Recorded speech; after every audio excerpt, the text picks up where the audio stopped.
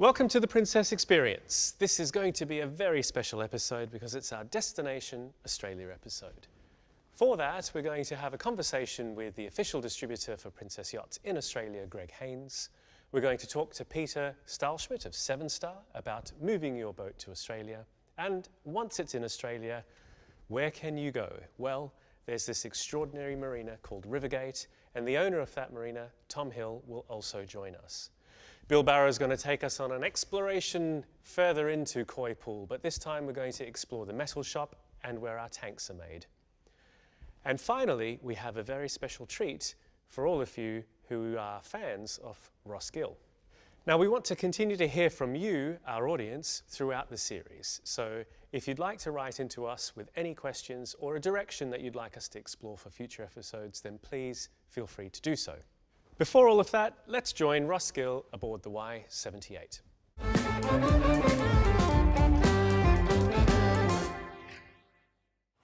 Well, thank you, Kieran. Yes, you find us here on the bathing platform of the Y78. You've got Royal William Yard behind me.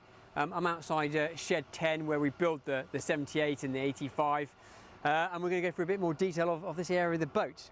So on the bathing platform, this is hydraulic, up and down. We recommend probably a 430 kilogram tender to be fitted on here. But it's not just a tender lift. You can utilise this for, kids swimming off it, or using it as a bathing platform. Instead of coming up that ladder, you can swim onto the bathing platform, or indeed just have a set of deck chairs, lower it into the water and get your feet wet while you're having a refreshing drink. Moving forward, so you've got the join line between the actual boat and the bathing platform, and then you have the back of the boat. Two decent sized staircases going up both sides. Inboard of that, we have a good storage locker here. That's a good idea for your fenders or ropes, or even wetsuits can be stored in there. Onto this really nice seating area, so you can sit down, join in the action with everyone playing in the water, but be able to take the weight off your feet. That's actually a wet locker in itself. So again, life jackets, wetsuits can be thrown in there when they've been finished with. That's your window into the crew cabin, and of course the door in there. And we're going to be joining Gareth a bit later to go through that in a bit more detail. Quite a large power cable on this one because it's going to North America, so they have a bigger power surge. That's 100 amps going into there, which is fitted to a Glendenning, which is an automatic reel that winds in your power cable. So up either side, and then outboard on both sides we have the windlass and the cleats and the rope lockers. Nice big meaty bits of kit, and we can reinforce those if you tow a tender as well. Coming up here we have the servery, so there's a pull-out drawer fridge underneath there, bin and locker, and then outside of that is the wing, which conceals your third station. So you've got big wide access decks up either side, and that gives you good visibility up here to bring the boat in, particularly if you're going in more Mediterranean style. Side access doors, so both sides again, becoming quite popular worldwide to give you access to the aft deck of the boat without coming in over the tender, or if the pontoon is lower than the side of the decks. Coming here, we've got an emergency engine access, or indeed access if you're underway and it's a bit choppy and you need to do your engine checks. Instead of having to go back onto the swimming platform, you can access it through there. Good sized table. It's in the folded up position, as you can see at the moment, with a good handrail, so if people are at sea, they've got somewhere to hold on to. But also, you can unfold it out. You've got quite a nice pattern in here, but it's somewhere to have a main dining room table should you want to, all the while being in the shade of the overhang. Again, side deck up both sides, as I said, and then a proper staircase. Nice teak line. This has got the allure pack, so it's got the teak faces on there, but a nice staircase up to the flybridge, underneath which we have a locker, which is shoes and things like that, but also holds all of your pumps, emergency shut-off valves. So moving inside, you see how the Y78 is a big, light, airy boat. Huge windows on either side, one level throughout, and that's really enhanced on this boat with this beautiful oak floor in V-groove finish. Nice seating, so you've got a two-seater on one side and this big expanse of seating on the other, with pull-out drawers underneath for additional storage, as well as a really quite beautiful coffee table with storage for magazines and games and that sort of thing underneath. Everything you see again, made in-house here at Plymouth. This is made in Koi Pool and is really quite a lovely feature. Wet bar, so underneath here we have a fridge and bottle storage and that type of stuff. and then outboard of that we have the AV. Pop-up TV comes out behind there, and then you can have manual electric blinds coming down, obviously on both sides. More storage, you know, always on the pursuit. This is actually has all your crystal, so a good selection of crystal glasses on this boat. And then there's on this side more storage again. Popping back over the boat, we have I think quite a neat little solution. This angle drawer which holds in this case your coffee cups or your teacups, your plates and saucers, and then in addition to that you've got a third drawer for other knickknacks that you might want to use.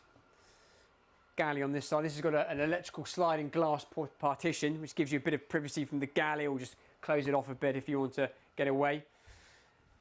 And then into a full service galley. I mean, dishwasher, sink, plenty of storage.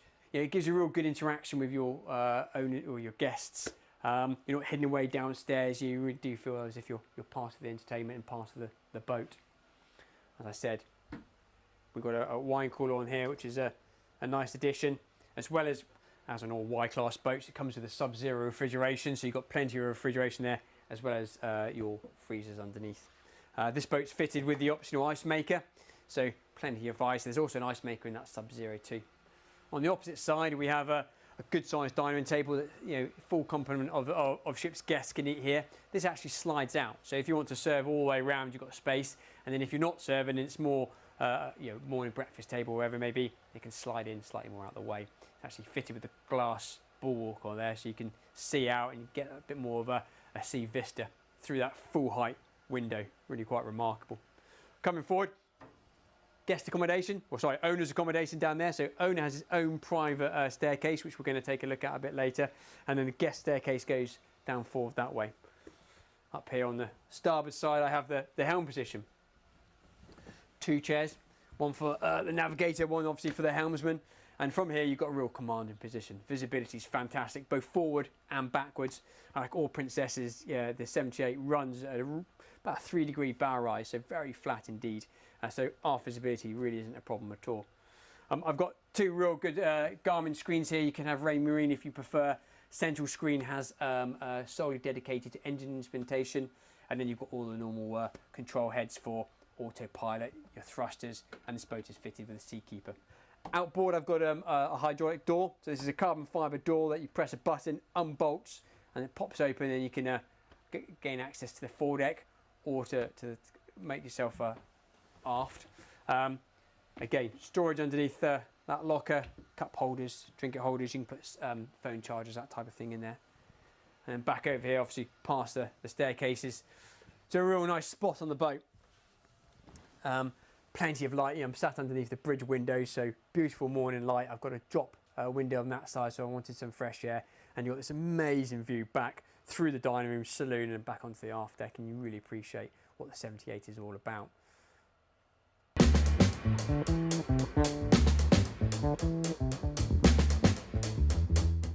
Thanks, Ross. And now we go from Newport Street all the way down under to join Greg Haynes.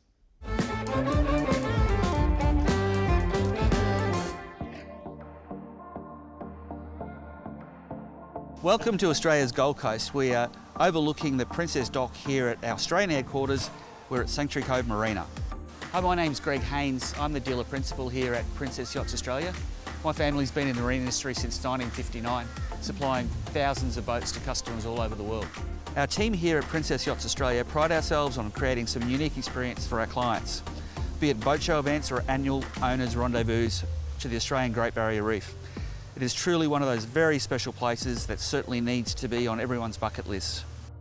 A group of Princess Yachts sets off every year from the Gold Coast for the migration north in a cruising company event with yachts joining us from Melbourne, Sydney and southeast Queensland. We travel up the Queensland coast with stops at Moreton Island, Lady Musgrave, Great Keppel, arriving at Hamilton Island Marina after a leisurely cruise up the coast. This culminates in an owners event on the spectacular Hayman Island, with numerous events planned over the 4 days. The most memorable day from last year's event was a catered lunch at Whitehaven Beach. We dubbed this event Family, Friends and the Finer Things. In May, we have Australia's premier boat show at our home base here at Sanctuary Cove. This 4-day event will feature a 4-boat Princess display, our exclusive owners lounge and a function with one of our long-term partners, Bentley on the Friday evening. Thank you for joining Princess Yachts Australia today, and we look forward to seeing you at one of Australia's premier boat shows.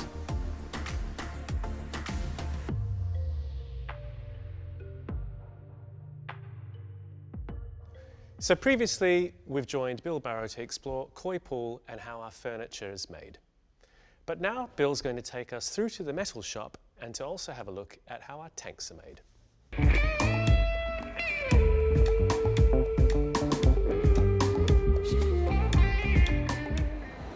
Welcome to Koi Pool. Today we're going to look at metal shop. Now metal shop is pretty unique in the way the industry works, and that we manufacture all of our metalwork. So whether it be a small component or whether it be the stem head of an X95, it will all come out of this shop. Now there's some amazing craftsmen in here. They hand finish, they hand bend, they hand produce some amazing components. Let me show you a little bit more detail as to what we do and how we produce these superb Princess components. Welcome to Metal Shop. We'll have a look through some of the benches here and just see what's being manufactured. We wander through over here. We've got laser cut metalwork coming in. So this is stainless section, high polished, or initially high polished, that's been laser cut and is ready to be assembled. Everything in this cell here is fit out. So everything from whatever's needed on the build line is going to come out of this area. So when they're manufacturing the boat, it will come from here. Things like this. Lovely, lovely item, all made up in the shop. Now that's only one component.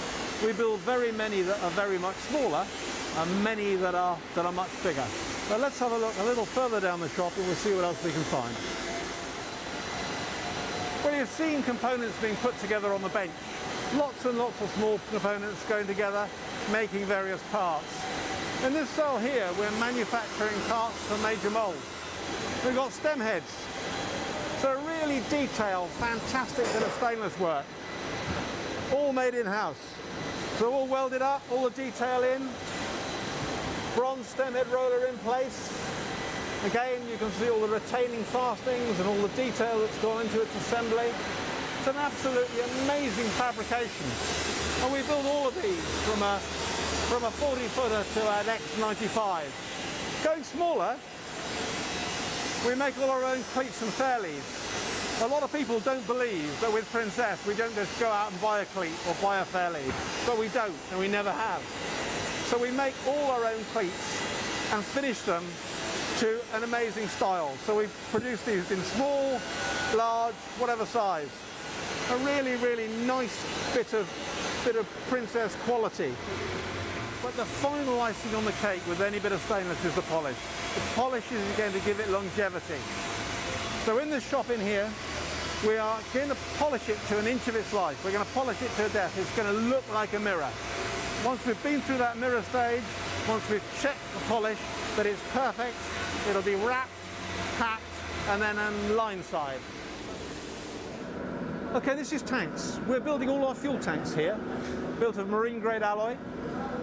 The sections that you can see behind us are going through guillotines, they're going through shears, they're going through bending machines, making up the components that go next door to the welding shop. So from here, we'll move on to our water tanks, our grey water tanks and our black water tanks, all made of PPC, all welded up here on site.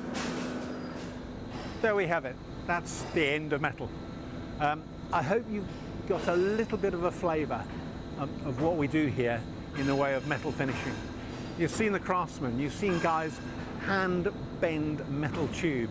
How many other manufacturers, how many other yacht manufacturers in the world use that type of process? It's a real skill and a real art form to producing some fantastic products for a class-leading product such as Princess.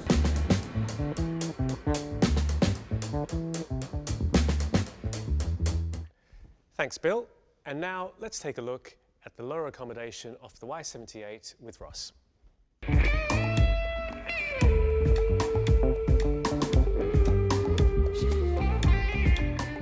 Okay, so we've seen the main deck of the Y78, and now you find us in the master cabin. Full beam. First thing you notice is this amazing Big Brother window, letting in all that light. Maybe not in the creek in Newport Street, as you can see, but imagine being at a lovely anchorage. It is really lovely place. unit. So this has got a vanity unit in here. You'll notice real nice features is we always try to make the textures and the feel between the fabrics and the woods just that little bit extra. Plenty of storage in here. We've got two drawers on either side, as well as the cupboards, and then owner's choice of a table. Vanity unit is lit from above with its own separate lighting if you're not taking advantage of that natural light coming in. Big bed. As always, it's got under-drawer storage, two separate drawers to fit the linens or whatever we might need to put in there. And then behind this bulkhead, with the owner's choice again of fabrics on the headboard, we go into the master ensuite. So as you can see, this is beautifully lit. Real nice bright room. Owner's choice of counter surface here.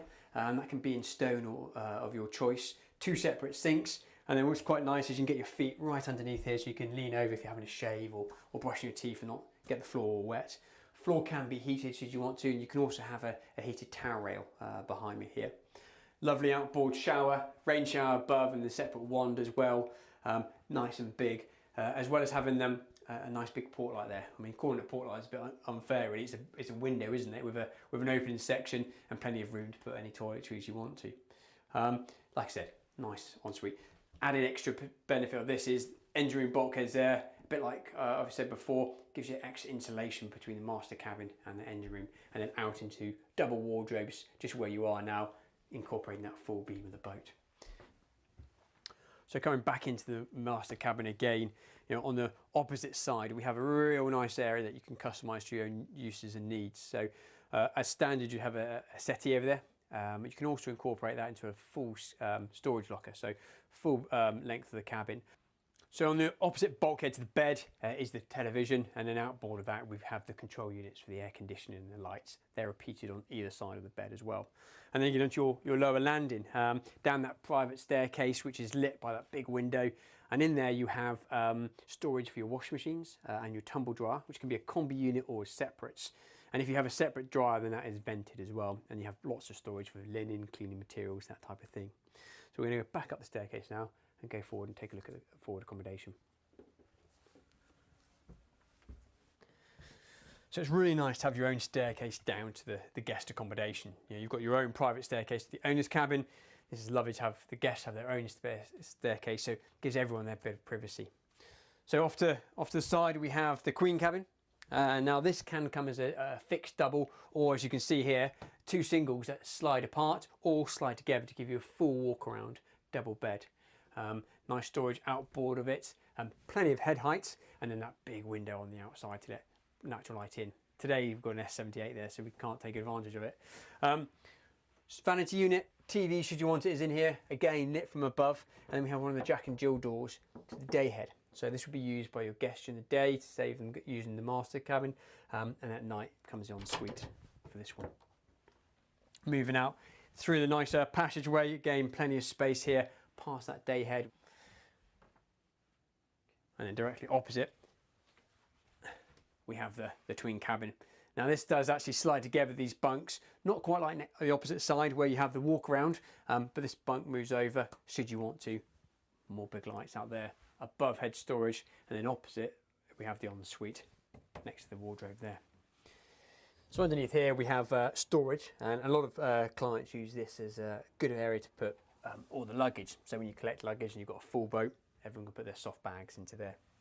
Coming up forward into the VIP cabin, really good sized bed, slight step up either side to aid access, but really good size. Nice windows up forward to let that natural light into it, as well as of course the ensuite, which is a nice size shower outboard with a big window, and obviously the sink, medicine cabinet and toilet. We've got a vanity unit in here with a full length mirror, plenty of light, lovely lighting features. So you've got the up lighting around the top section, and that's mirrored on these cabinets here. I think you would agree that the S78, the stable mate of the Y and the V78, this accommodation package that it is, that separate master access, big cabin there with the full ensuite and full beam bathroom, as well as the separate guest accommodation up here forward, really makes it a strong contender in any market for an 80-foot boat.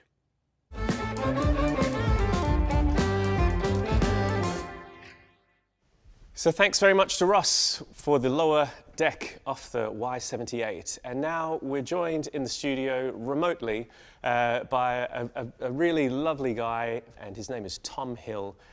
Tom, it's such a pleasure to have you join us. Thank you very much. For the benefit of the viewers, could you please tell us a little bit about yourself and where you are right now and what you do? Kieran, thank you so much for having me. It's an absolute pleasure to be on this experience series. My name is Tom Hill. I'm the director of Rivergate Marina and Shipyard, my family business here in Brisbane, Australia. I was privileged enough to actually be homeschooled on a yacht. It was my home. I grew up in the industry, knowing it inside out, and it's only my pleasure to be able to be here and talk about our amazing industry. And Tom, as a fellow Australian, I can tell you that we spend a lot of time on boats down there, and you know, you can expect to explore some amazing wildlife and go to some locations that are just truly breathtaking. Talk to us a little bit about some that stand out for you, and you know, give us sort of Tom's guide to popping over in your Princess.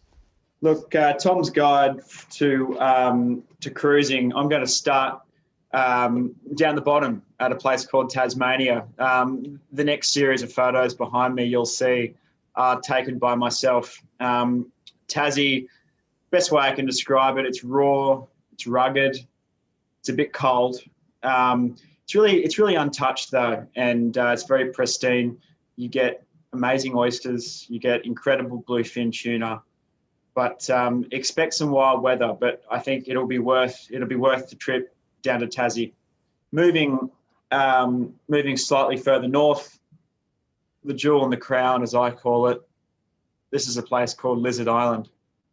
Lizard Island is a place for me where I grew up. I had many wonderful experiences here.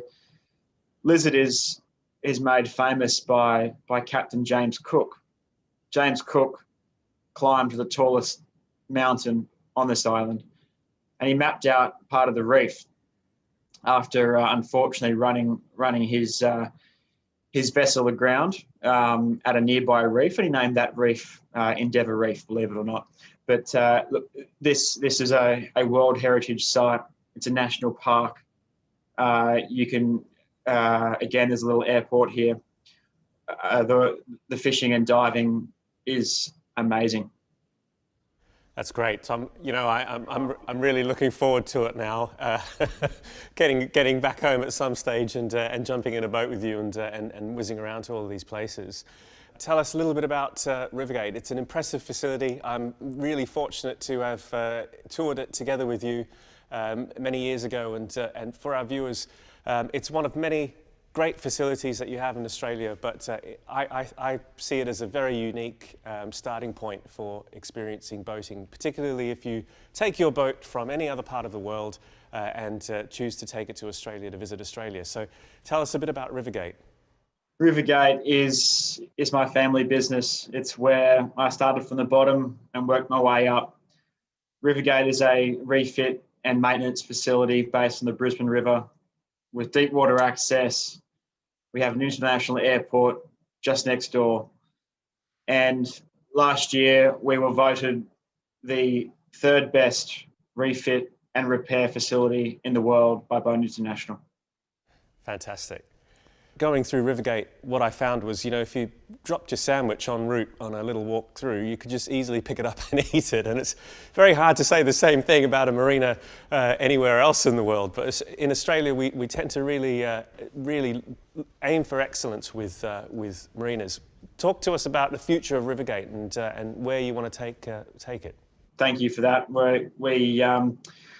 We're incredibly proud of the way we keep the facility. Behind us, you'll see a render of our latest development.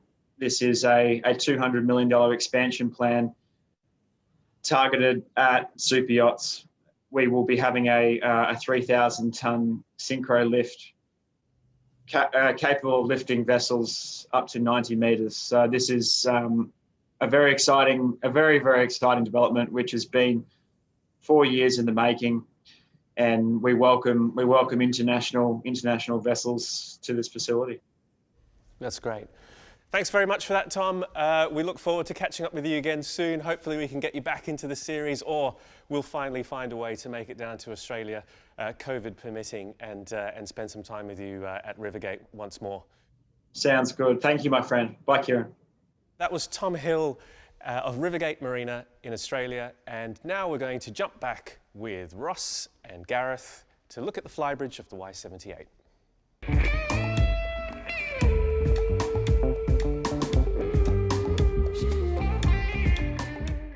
Thank you very much, Kieran. And once again, you can find me here in the engine room of the Y78 between these two massive V12 diesel MAN engines. The Y78's got the 1800 horsepower variant, and that's delivering a top-end performance in excess of 30 knots on this boat. Behind me here, as you've seen on some of our other models, AC/DC panels on the forward bulkhead for power distribution throughout the vessel. In the bilges to my left here, you've got the main engine sea strainer seacocks, so easily to hand, no tread plate, they're not buried down in a deep bilge, there for daily exercising and for maintenance access as well. Sea strainers are mounted on the forward bulkhead, just forward of the engines, again, easy to get to for those inspections and maintenance. So outboard of these two diesel engines, you've got the fuel tanks. Fuel tanks on this boat hold up to 6,000 litres of diesel fuel. You've got the option for an additional tank on the centreline if you want to extend the range of the boat. This particular boat has got that option, hence the fuel transfer system you can see mounted on each side here. Below the tanks is where we fit the stabiliser fins. So again, on the Y78, the actuators for the fins are actually within the engine room, which is great for anybody that's trying to get some rest on an anchorage down in the main deck in the lower deck master cabin. As we move aft, I'm now in the middle of the engine room, and on the aft bulkhead here, you've got the generator set. So this boat's got the additional generator set, which comes as an option on the Y78.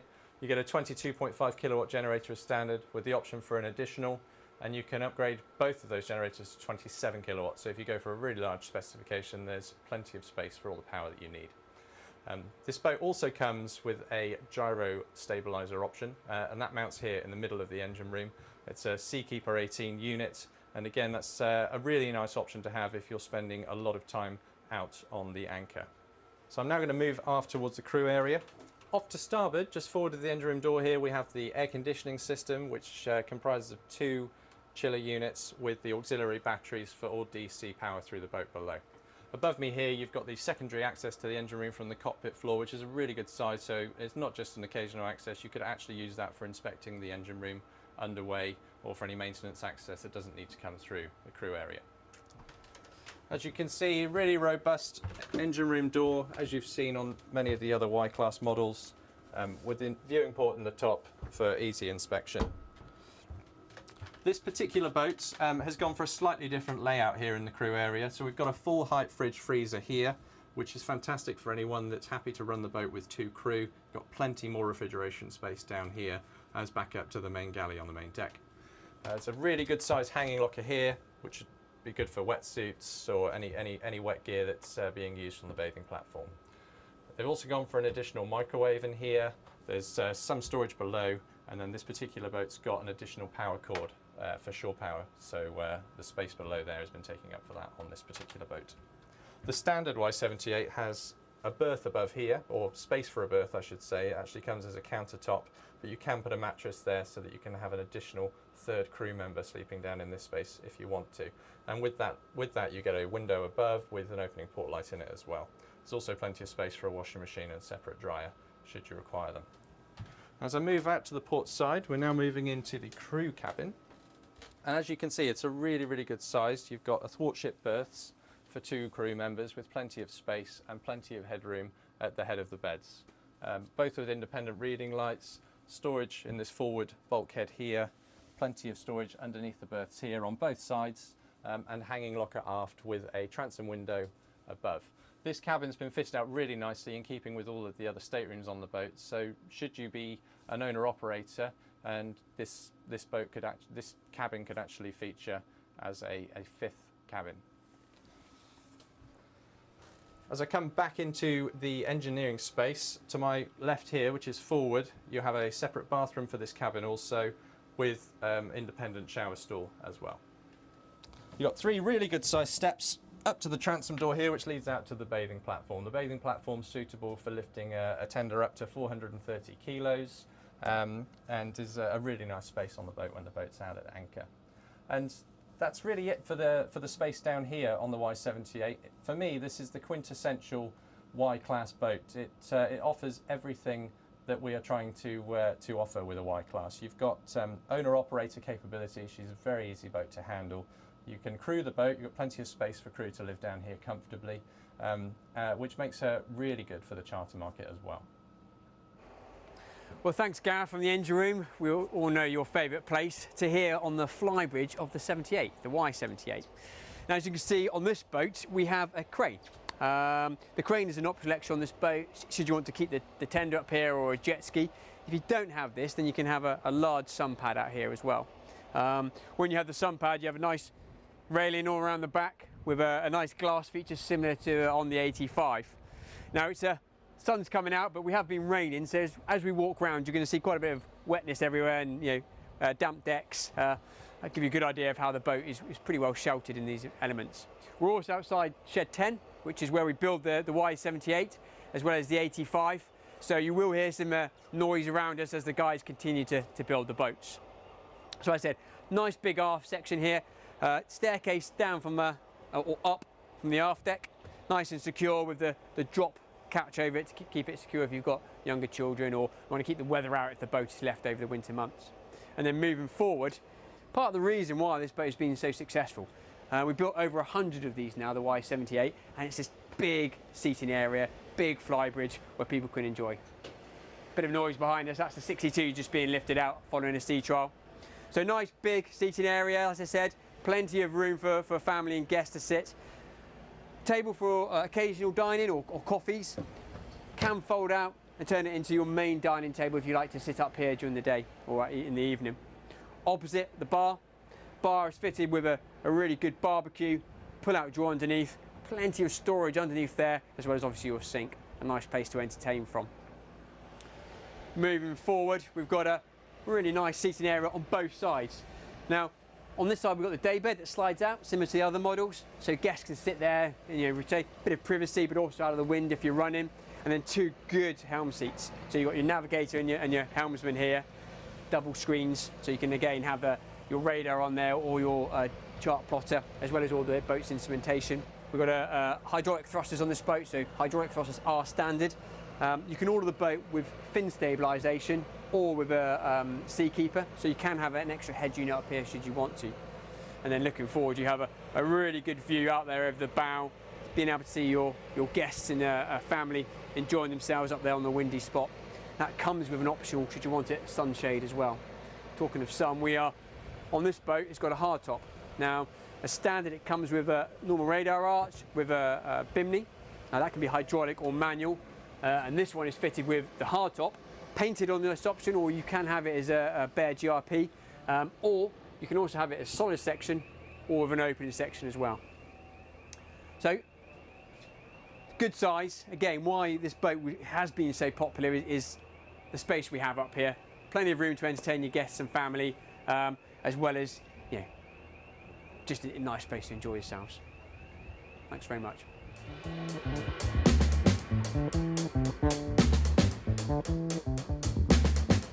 So thank you very much to both Gareth and to Ross. Ross is going to join us in the studio a little bit later on, but now we have the one and only Mr. Peter Staalsmid of Sevenstar yacht transport fame. He's one of the most lovely guys in the industry, and certainly more often than not last man standing at the after party at a boat show. So Peter, what a pleasure to have you on screen. Sorry for that. I had to throw that in. It's okay. For the benefit of our viewers who don't know you, could you tell us a little bit about yourself and who Sevenstar is? Yeah, okay, so I'm Peter. You probably picked my accent straight away. I'm based in Holland, from Amsterdam, and I work with Sevenstar Yacht and Sport since almost day one. At the moment, Sevenstar employs 16 persons here on the working floor in Amsterdam. And in total, we employ 60 persons, both commercial and operational worldwide.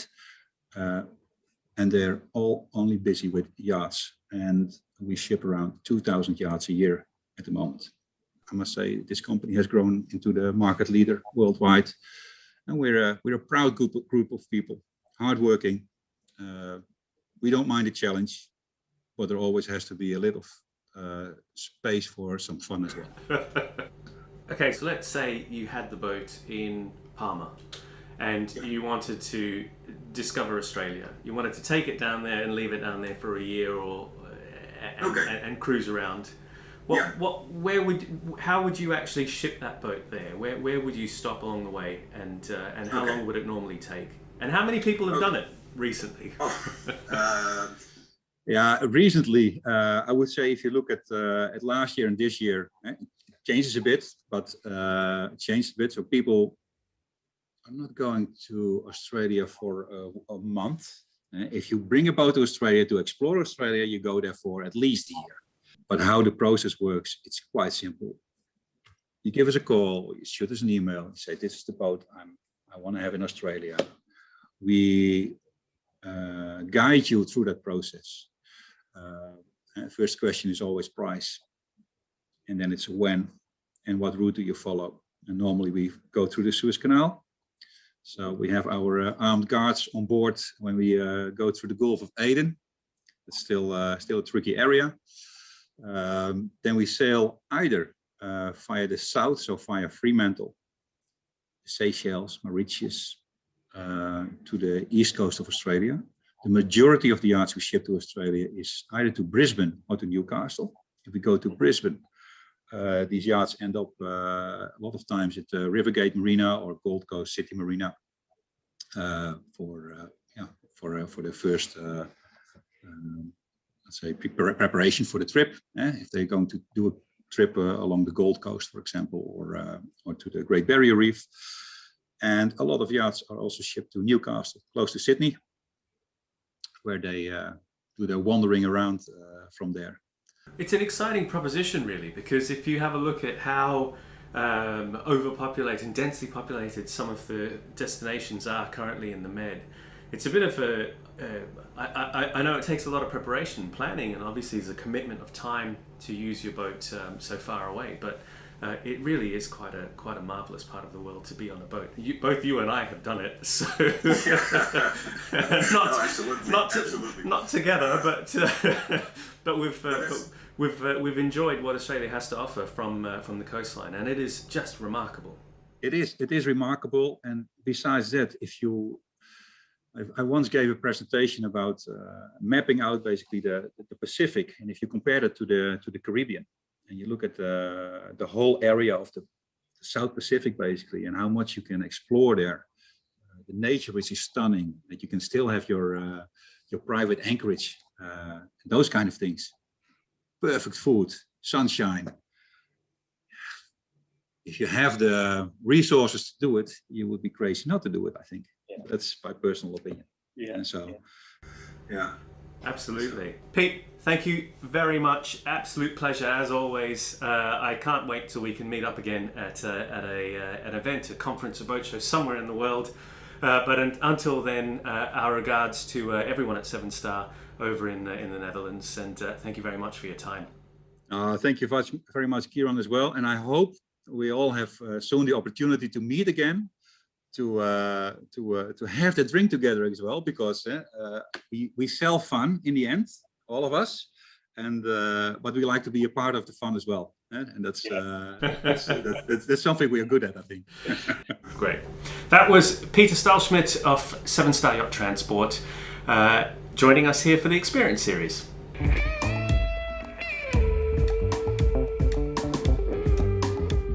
Now, you've seen him in just about every episode of the Princess Experience series. And so we thought, as a special treat, we would bring into the studio Rossgill. Ross, Kieran, how are you? We've had a lot of feedback. A lot of people are really interested they love your style and your approach to talking about our products. And in this episode, we've been talking entirely about Australia as a destination and where a new place, perhaps, where people could take their products and enjoy their princesses. But you're responsible for an entirely different region of the world. Do you want to talk to our viewers a little bit about yourself, that region, and how it all works for Rossgill? Yeah, of course, yeah. Well, I started in the yachting industry back when I was 19 in the 90s aboard super yachts, and worked my way up to, deck crew, not quite up to captain at that stage, but sort of up to chief polisher as it was. And then went to become a broker, selling sort of used boats and new boats, before an opportunity came up in the Middle East. So I moved out there to set up my own business and had a great time. And then after 10 years out there, I got a phone call from Mr. Green saying, fancy a new role and something different, and ended my days as a broker and came to the factory. So Ross, you're responsible for a uniquely different region of the world to the one that we've been talking about for this episode. We've been talking all about Australia. Talk to us a little bit about your region that you're particularly responsible for. So yeah, Adam looks after Australia and New Zealand and the whole of the Southeast Asia, and my responsibility is for North and South America. Very different regions and long geographical area there. South America, we have a great set of dealers down there who have a very passionate group of boaters who we're lucky to call our owners. We have Vasco in Brazil, who has some of the most beautiful cruising you've been there with me before in the past, where you've got the islands and you've got forests, and it's similar in style to Seychelles, I think, where you've got that bare rock and then the rainforest comes down. Truly breathtaking.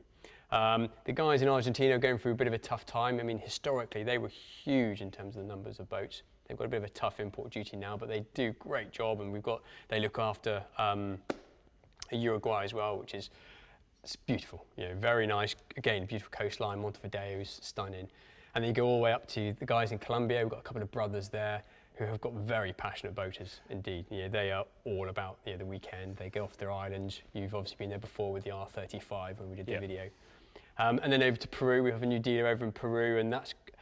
I mean, I was surprised, maybe my naivety, but they're a very established boating market. So they're very high level of boating. There's no homegrown boaters there, homegrown manufacturers there at all. So it's all foreign-made boats, but they're of a very high quality, and we're going great guns over there. And then moving up, we've got Central America, and our Central America dealers are part of Princess Yachts America, and we have Jorge Saka there, who does a breathtaking job. We've got Guatemala and Panama. Moving into Mexico. Huge territory. I mean, very diverse from Pacific over to the Caribbean. And again, those guys do a great job. They've got a wide range of boaters. So they've got offices in all those locations on both coasts, as well as in the centre in Mexico City.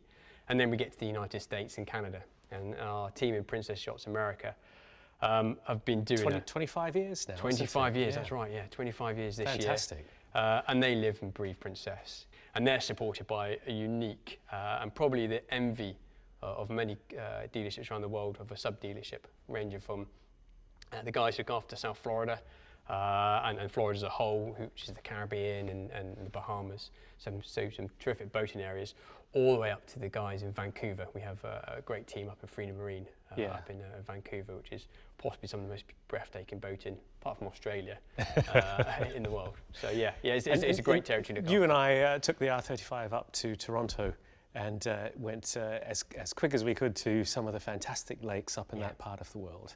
For the next destination feature that we do for this series, where would you like us to go? We're going to go with you somewhere. Where do we go? I'm very fortunate. I mean, I suppose we all are with the territories we look after in the world, because there's no bad boating, is there, in reality? I touched on it before, but the Bahamas are just jaw-droppingly beautiful. And then the other end of the spectrum, I think, is Vancouver. Our dealer there has an office, and it looks across Vancouver Harbour, and it's a beautiful harbour, very modern city, across to a beautiful forest hills with snow up behind them, and then you go out and you can boat around Vancouver Island. It's amazing. Yeah. And boating is just such a great way, a great medium for exploring the world still, isn't it? It's just so much fun. Yeah, I think it's just a great way to escape, isn't it? I think that's what makes boating different than having a holiday home or going to a hotel. It's your your boat, so it's your possessions, it's your hotel. clothes. Yeah, exactly. It's your holiday. And it's your, if you've got crew, it's your crew. And you go there and it gives you this level of privacy that is, you can't get anywhere else. And at the same time, being able to explore these beautiful new areas. So Ross, thank you very much. Don't get too comfortable on the sofa and in this studio environment, because we really, and our viewers really want you back out there on the boats, taking them through every Princess in the style and flair that only Rossgill has. So thanks very much for joining us today. That's Rossgill. You'll see him shortly in future episodes on more princesses. And for now, this is the end of this episode. So we wish you well, and we'll catch you on the next episode in the Princess Experience series.